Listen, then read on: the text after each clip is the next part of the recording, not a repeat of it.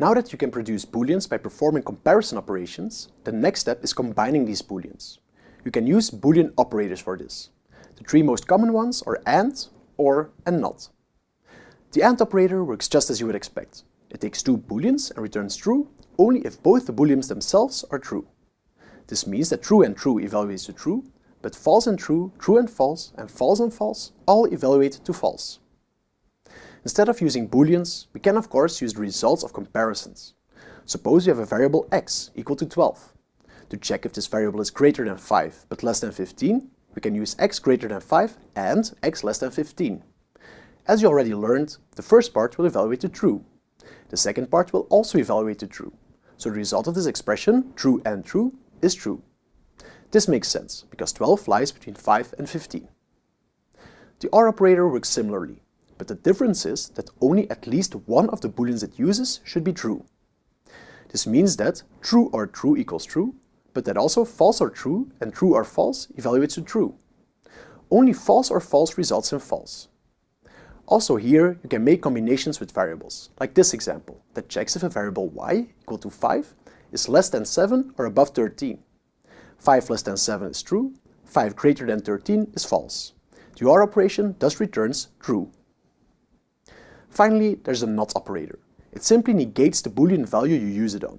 Not true is false, not false is true. The NOT operation is typically useful if you're combining different boolean operations and then want to negate that result. You'll see some examples in the exercises. Now, for NumPy arrays, things are different. Retaking the BMI example from the intro course, we can try to find out which BMIs are higher than 21 but lower than 22. The output of BMI greater than 21 is easily found. So is the one for BMI lower than 22. Let's now try to combine those with the AND operator I just introduced. Oops, an error. The truth value of an array with more than one element is ambiguous. AND clearly doesn't like an array of booleans to work on. After some digging in the NumPy documentation, you can find the functions logical AND, logical OR, and logical NOT, the array equivalents of AND, OR, and NOT. To find out which BMIs are between 21 and 22, we thus need this call. Again, as we can expect from NumPy, the AND operation is performed element-wise. True and true give true, like these ones, but false and true or true and false give false, like for these elements. To actually select only these BMIs from the BMI array, we can use the resulting array of booleans in square brackets. Again, NumPy wins when it comes to writing short yet very expressive Python code. I can hear you asking, cool, but how does this work for pandas data frames, the de facto standard for dataset manipulation? That's something you'll find out later in this chapter. First, try to ace the exercises that follow, and I'll see you in the next video.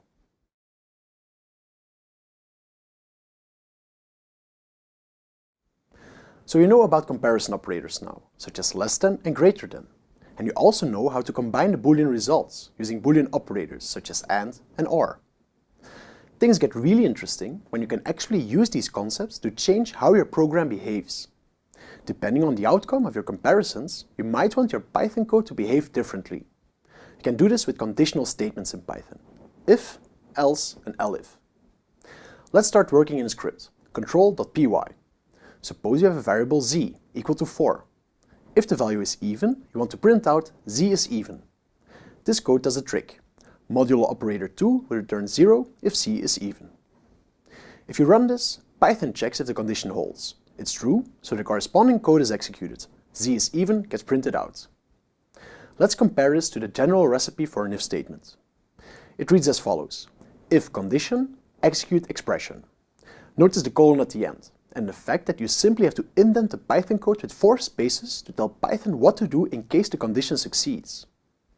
To exit the if statement, simply continue with some Python code without indentation, and Python will know that it's not part of the if statement. It's perfectly possible to have more lines inside the if statement, like this for example. The script now prints out 2 lines if you run it. If the condition does not pass, the expression is not executed. You can see this if we change z to be 5 and rerun the code. There's no output this time. Suppose now that you want to print out z is odd in this case. How to do this? Well, you can simply use an else statement, like this. If we run it with z equal to 5, the condition is not true, so the expression for the else statement gets printed out. The general recipe looks like this. For the else statement, you don't need to specify a condition. The corresponding expression gets run if the condition of the if statement it belongs to does not hold. You can think of cases where even more customized behavior is necessary. Say you want different printouts for numbers that are divisible by 2 and by 3. You can throw some elifs in there to get the job done. Take this example. Can you tell what the script will print out if you run it? If c equals 3, the first condition is false, so it goes over to the next condition. This condition does hold, so the corresponding print statement is executed. Suppose now that c equals 6. Both the if and elif conditions hold in this case. Will 2 printouts occur? Nope. As soon as Python bumps into a condition that is true, it executes the corresponding code and then leaves the control structure after that. This means that the second condition, corresponding to the elif, is never reached, so there's no corresponding printout. Control flow can be extremely powerful when you're writing your own Python scripts. Get some practice with it in the exercises. In some of the previous videos, I already gave some examples on how the NumPy array can be useful to do comparison operations and Boolean operations on an element-wise basis. Let's now use this knowledge on the pandas data frame. For starters, let's import the Brix dataset again from the CSV file. Here it is. Suppose you now want to keep the countries, so the observations in this case, whose area is greater than 8 million square kilometers. There's 3 steps to this. First of all, we want to get the area column from Brix. Next, we perform the comparison on this column and store its result. Finally, we should use this result to do the appropriate selection on the data frame. So the first step, getting the area column from Brix. There are many different ways to do this. What's important here is that we ideally get a pandas series, not a pandas data frame. Let's try this with simple square brackets, like this. This lock alternative and this ilock version would also work perfectly fine. Next, we actually perform the comparison. To see which rows have an area greater than 8, we simply append greater than 8 to the code from before, like this. Now we get a series containing booleans. If you compare it to the actual area of values, you can see that the areas with a value over 8 correspond to true, and the ones with a value under 8 correspond to false now. Let me store this boolean series as isHuge. The final step is using the boolean series to subset the pandas data frame. This is something I haven't showed you yet. You simply pass isHuge inside square brackets. The result is exactly what we want. Only the countries with an area greater than 8, namely Brazil, Russia and China, are kept. So let's summarize this. I selected the area column, performed the comparison on this column, and then stored it as isHuge so that I can use it to index the Brix data frame. These different commands do the trick. However, we can also do this with a one-liner. Simply put the code that defines isHuge directly inside the square brackets. Great! Now, we haven't used Boolean operators yet. Remember that we used this logical AND function from the NumPy package to do an element-wise Boolean operation on NumPy arrays? Because pandas is built on NumPy, you can also use that function here. Suppose you only want to keep the observations that have an area between 8 and 10 million square kilometers. After importing NumPy as NP, we can use the logical AND function to create a Boolean series. The only thing left to do is placing this code inside square brackets to subset Brix appropriately. This time only Brazil and China are included. Russia has an area of 17 million square kilometers, which doesn't meet the conditions. I hope these examples have shown you how easy it is to filter data frames to get interesting results. Get some hands-on experience in the exercises yourself. In the previous chapter, you've discovered the if, elif, else construct, a way to alter the flow of your scripts. As soon as Python encounters an if statement, it checks the condition. When this condition is true, the corresponding code is executed. If the condition evaluates to false, and if there are elif and else statements, Python continues its search. Anyways, Python goes through this piece of code only once. After that, Python heads over to the next command in the script. The while loop is some sort of if statement. It executes the code inside if the condition is true. However, as opposed to the if statement, the while loop will continue to execute this code over and over again as long as the condition is true. The syntax of a while loop is very similar to the if statement, as you can see here. The while loop is not that common, but in some cases it can be very useful. As an example, suppose you're numerically calculating a model based on your data. This typically involves taking the same steps over and over again until the error between your model and your data is below some boundary.